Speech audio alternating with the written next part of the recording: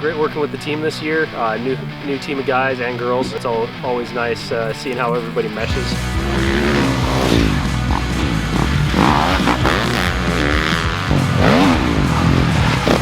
2021 was my first year with the 3BROS Kilmartin Racing Team.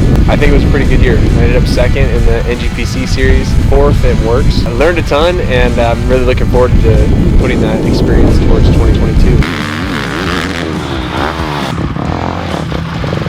I'm really happy to have this opportunity, and it will be crazy to be under a big tent with all three different brands from Austria. So we have Husky, Gas, and KTM. I'm just excited to give back to the sport. I think having two women on the same team, we can really set an example for the younger girls right now, and we can race each other and we can still be on the same team and get along, and I think it's going to be a really good year.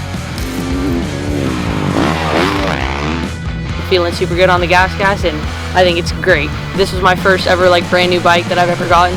Super fun being able to break it in and everything. Honestly, it's a dream. I love it.